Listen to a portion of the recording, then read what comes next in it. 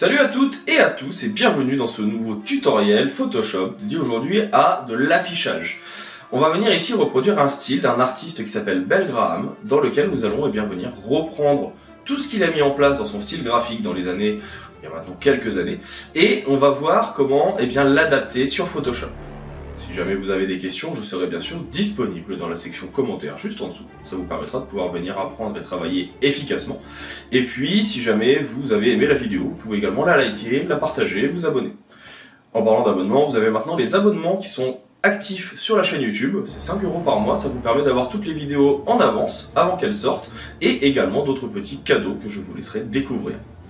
J'espère en tout cas que cette vidéo vous plaira, je vous en souhaite un bon visionnage, et je vous dis à tout de suite.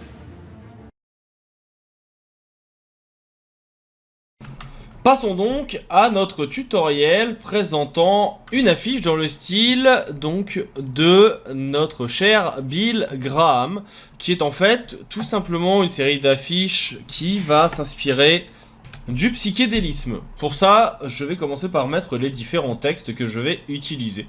Alors je vais m'inspirer vraiment de ce qu'il faisait. Donc c'est-à-dire qu'en général, un des textes qu'il y avait déjà, c'était son nom. Donc nous, on va mettre ici Olivier et OK Prod. Non, on va mettre OK Prod, ça sera très bien. On avait ensuite en général un autre mot qui était souvent utilisé, c'est présente. Donc parce que c'était la personne qui réalisait le projet. On verra pour les typos après, hein. Pour l'instant je mets juste les différents mots. On va avoir par exemple le nom du festival.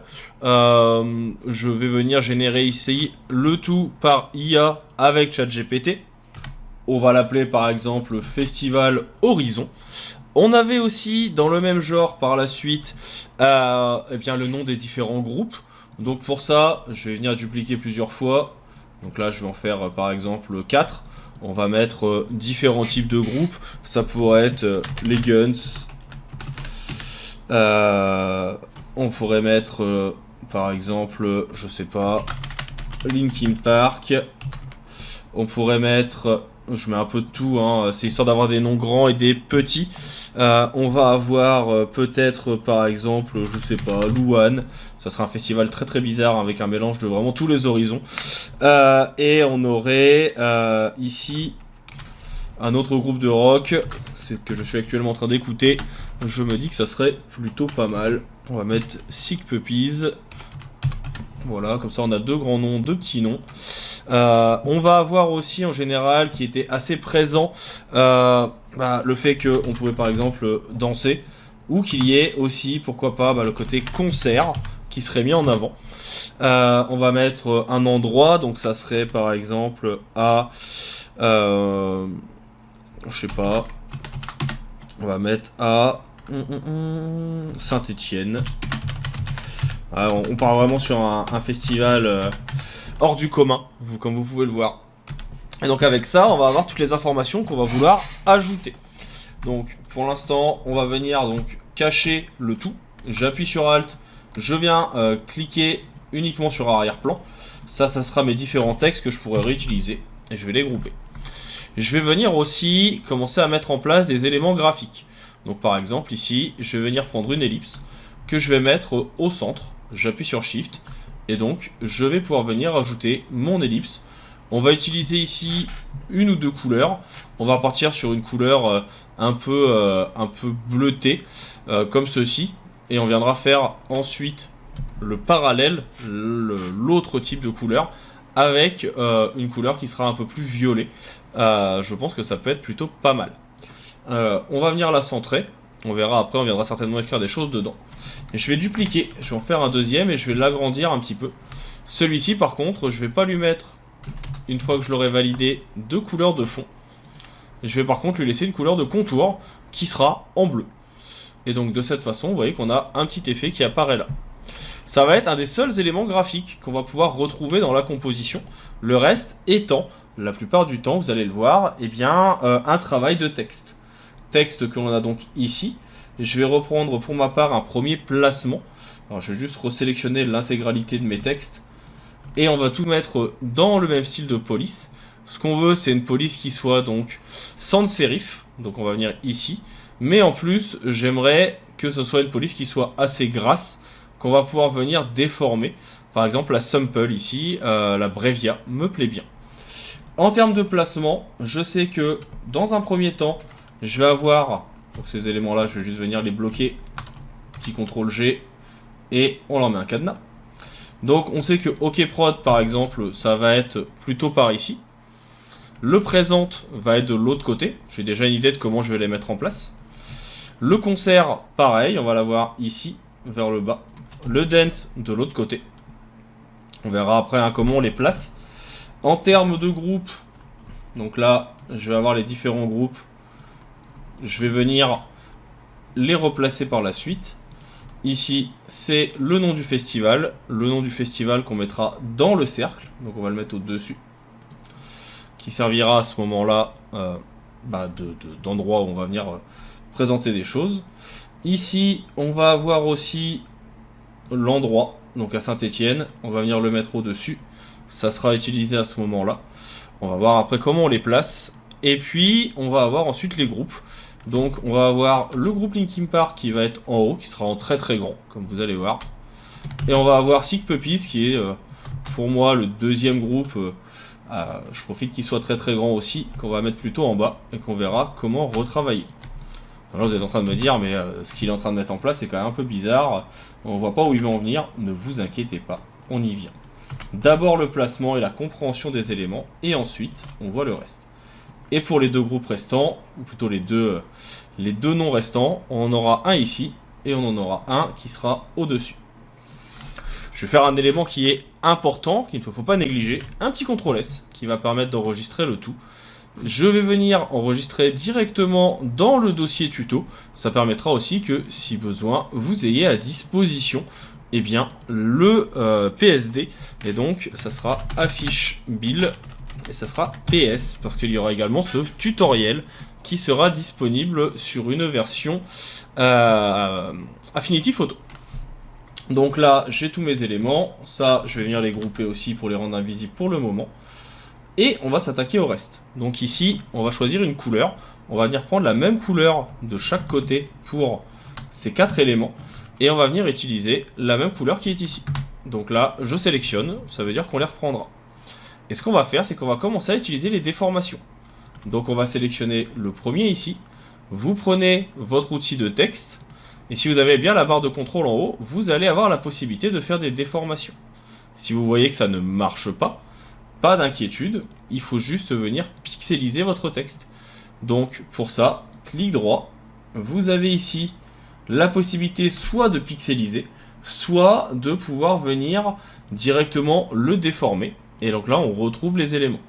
Moi, ce qui va m'intéresser, c'est dans ces différentes parties, la possibilité d'avoir un arc vertical. On va pouvoir faire des effets d'inflexion dans un sens et dans l'autre. Et donc là, par exemple, on peut donner un effet un petit peu, comme vous le voyez, d'orientation avec un petit effet graphique. Je vais venir l'agrandir. Voilà. Et puis, on va venir également y rajouter un autre élément. Donc là, CTRL T de nouveau. On va venir faire de nouveau une déformation.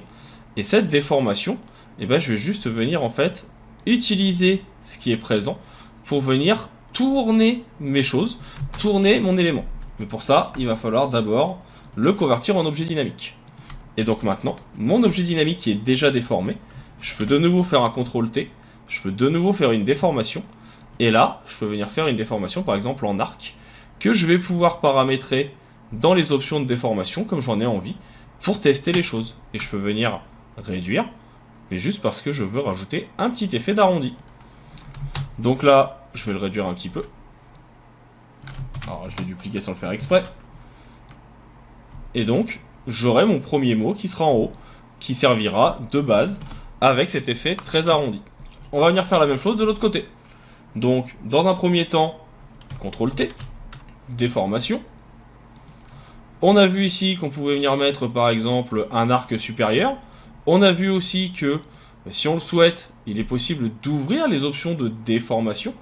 Donc je rappelle, hein, pour ça, clic droit, déformer le texte. On a vu qu'on avait pris ici notre arche. On a vu qu'on l'avait mis en vertical. Et l'inflexion, cette fois, on va la mettre dans l'autre sens. On va jouer avec la distorsion dans l'autre sens également. Et donc on va pouvoir venir la déformer. Clic droit, convertir en objet dynamique, donc ici. Et ensuite, eh bien, on peut faire notre CTRL T, on peut faire notre déformation, et on retrouve encore une fois notre arc. On va pouvoir venir inverser, on va pouvoir venir hop, réduire l'inflexion, et on va pouvoir donc avoir les deux qui vont se lier. À vous de définir pour que ça soit assez identique d'un côté comme de l'autre. Et donc, déjà, on va avoir nos deux éléments. Pour être sûr qu'ils soient bien alignés, je les sélectionne et en haut, vous allez un petit outil qui va permettre de les centrer. On va venir faire la même chose ensuite en dessous. Alors, c'est pas toujours lisible, hein, ça c'est un peu le problème aussi des affiches de cette époque. Donc là, je vais sélectionner les deux. On va venir réduire un peu tout ça. Quitte à les déformer, faut pas avoir peur de déformer les choses. Hein. C'est aussi toute la magie de ce style d'éléments, c'est que tout est très très déformé. Donc là on a fait ça, on va venir faire la même chose en bas avec Dance et Concert. Donc l'un après l'autre, ici déformation de texte, vous connaissez le principe, arche, on vient mettre en vertical, on vient mettre l'inflexion dans l'autre sens, la distorsion qui va bien, on peut faire un peu de distorsion aussi en vertical, je le mets en place, on va faire tout de suite l'autre ici, CTRL T ou clic droit, déformer le texte. On va venir faire notre arche en vertical avec une distorsion dans l'autre sens. On vient bouger un peu le tout. Donc vous voyez que tout de suite, on récupère assez rapidement des choses qu'on a déjà vues. Si vous voulez, vous pouvez garder ce style-là. Si vous voulez remettre l'effet d'arrondi, vous connaissez le principe aussi. Là, je ne vais pas forcément le refaire tout de suite. L'idée, c'est vraiment d'avoir quelque chose qui soit assez sympa en termes de mise en page, mais qui ne prenne pas non plus des heures. Parce qu'on est quand même sur une formation et on est déjà à 10 minutes. L'objectif, c'est de vous montrer pas mal de spécificités et d'outils du logiciel. Donc là, j'ai le tout. On va vouloir maintenant mettre nos textes Linkin Park et Sick Puppies. On va changer leur couleur tout de suite. Tout à l'heure, on avait ici le bleu. Ce qu'on va faire, c'est qu'on va venir prendre une couleur qui est totalement à l'opposé. Par exemple, on va venir prendre quelque chose qui va être un peu plus rouge pour le faire ressortir. Pour Linkin Park, qui est en haut, CTRL T, déformation, on connaît le principe maintenant. Et donc là, on va prendre l'arc. On peut venir aussi directement dans les options déformer le texte pour en avoir un peu plus. Donc là, vous voyez, je peux venir le monter. Je vais venir énormément le monter pour qu'il suive. On va pouvoir créer un effet de distorsion aussi d'un côté et de l'autre, comme ceci. Et c'est là où on va rentrer sur des choses qui vont être un petit peu plus rigolotes. On va faire un clic droit, convertir en objet dynamique, CTRL T.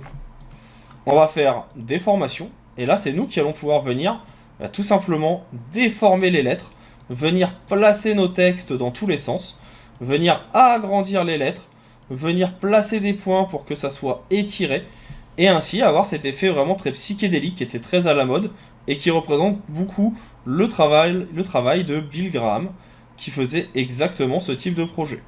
Alors le rouge sera peut-être pas gardé, je ne vais pas vous mentir, parce que je me rends compte que c'est pas forcément le plus adapté. Mais là, tout de suite, vous voyez, je peux venir tirer mes lettres, je peux venir les étendre, je peux venir avoir des choses qui vont être très très proches de mes points. Hop là, peut-être que ici, je vais venir en rajouter un, ou même peut-être que je vais venir replacer un point. Et donc là, je peux très bien venir rajouter un point ici, qui va me permettre de dire, là, ce point-là, il doit être tiré, celui-là, il doit être un peu déformé. Donc vous voyez, vous pouvez vraiment venir faire tout ce que vous voulez pour adapter votre tracé, pour adapter vos formes, en déplaçant vraiment ces points spécifiques. Là, je vais peut-être venir en rajouter un ici également pour pouvoir dire, là, celui-là, je vais le tirer vers le bas. Là, je vais avoir une déformation qui va rejoindre mon élément, etc. Donc là, après, ça va être à vous de vous amuser avec. L'important, c'est que tous les textes soient présents et qu'on arrive quand même à comprendre que c'est Linkin Park. On va venir faire la même chose de l'autre côté. Donc on va commencer par un clic droit, déformer le texte. On va venir faire une arche, mais dans l'autre sens. Voilà. Et puis après, de la même façon qu'on a déformé le Linkin Park juste avant, ici, on va faire une transformation en objet dynamique. CTRL T, clic droit, déformation. Et puis je vais venir tirer mes lettres. Ici, on va venir les faire se rejoindre, par exemple. Une partie du S qui va rejoindre de l'autre côté. Ici, je peux venir déplacer mes éléments. Et puis, peut-être que tout simplement, encore une fois, je vais rajouter des petits points sur la grille. Par exemple, ici, pour dire que cet élément-là, je veux le tirer. Ça, je veux que ça parte dans l'autre sens. Ici, ce point, Je vais venir en rajouter un et lui dire bah je veux que je puisse le tirer dans cette direction, ici aussi. À vous de placer tous les points et de vous amuser avec pour avoir quelque chose qui soit intéressant et qui change un petit peu de ce qu'on a l'habitude de voir. Donc vous voyez que ça permet vraiment de déformer vos lettres, d'avoir votre affiche et vos déformations. Peut-être que le fond ne me plaît pas forcément parce qu'il est trop blanc. Je vais venir rajouter une couleur unie. Cette couleur unie, soit je peux la faire en noir pour contraster, soit je vais prendre un côté un peu plus beige, un peu plus papier. Je vais également venir reprendre un rectangle que je vais venir ici placer à cet endroit. Ce rectangle, il va reprendre le même bleu que ce qu'on a utilisé tout à l'heure. Donc là, c'est celui-ci. Pas de couleur de fond. L'idée, c'est juste que je veux avoir mon rectangle qui passe derrière, qui fait ressortir les noms, qui fait ressortir les éléments. On peut à tout moment, comme c'est un élément vectoriel, l'agrandir. Peut-être que le mieux, c'est de le faire aller jusqu'en haut et qui coupe ici les différents textes. Ça peut être intéressant aussi.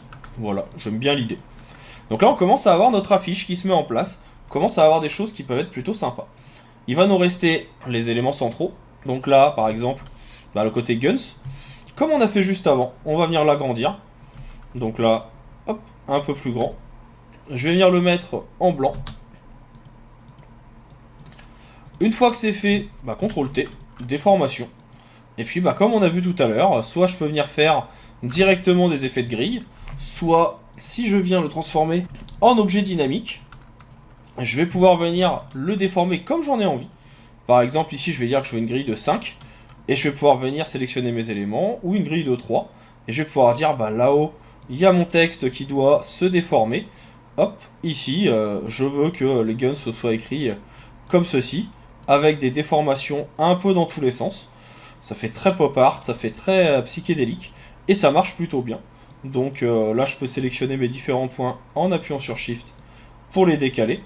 Celui qui est ici, on peut venir le redécaler également. Là, je peux redescendre un peu.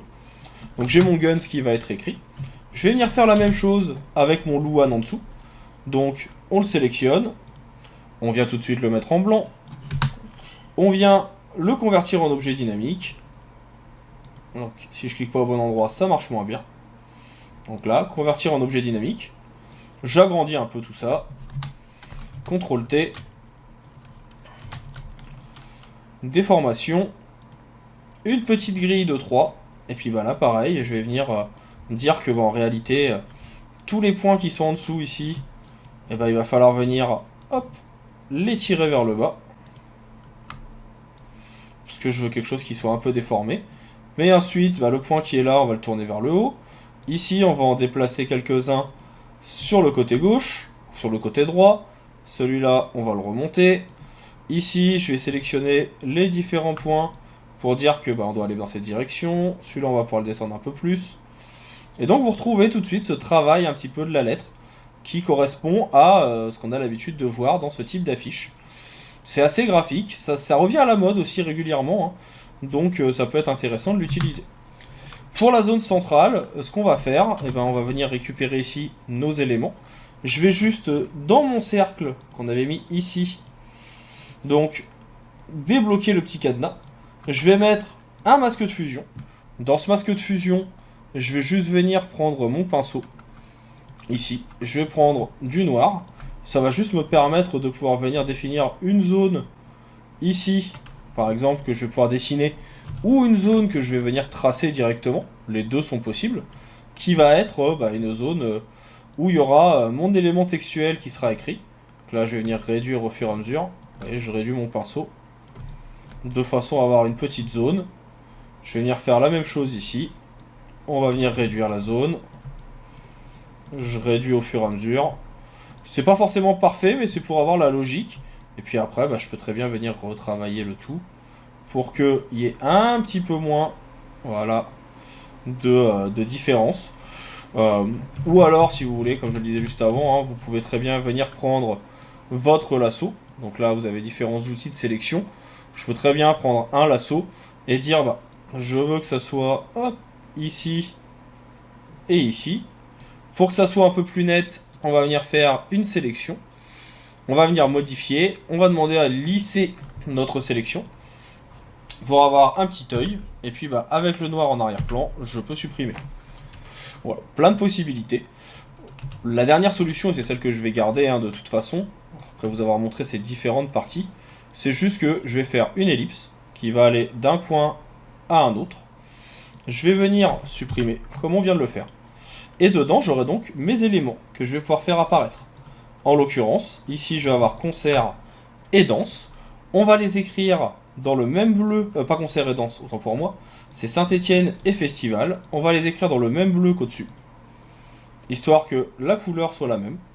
Et aussi, on va venir les déformer. Donc je vais transformer chacun en objet dynamique, convertir en objet dynamique, convertir en objet dynamique. Et puis bah, je vais pouvoir dire que celui-ci, par exemple, je vais en faire une déformation. Donc là, on va le sélectionner, on va venir faire un CTRL-T, on va venir faire une déformation. On peut même venir faire un petit effet d'arche sur le dessus. On peut venir, si besoin, également en utiliser d'autres. Il y a le renflement qui peut être intéressant. Ou alors, bah, vous connaissez la technique, on peut très bien venir le faire nous-mêmes. Donc là, je vais le laisser comme ça. Et en dessous, on va faire le Saint-Étienne. Saint-Étienne, on va faire CTRL-T. On va faire déformation. Et puis, bah, on va le déformer nous-mêmes. C'est-à-dire que bah, voilà, je vais tirer un point ici, un point dans l'autre sens. Et on va modifier un peu la flexion. J'essaie de trouver... Voilà, le bon truc qui me plaît, comme ceci. Dans l'autre sens, on va venir mettre un ici, un ici. On va le tirer dans l'autre sens. Voilà. Donc comme ça, on a ce côté un peu surréaliste avec le tout qui se mélange. Ici, en réalité, je vais remonter le festival.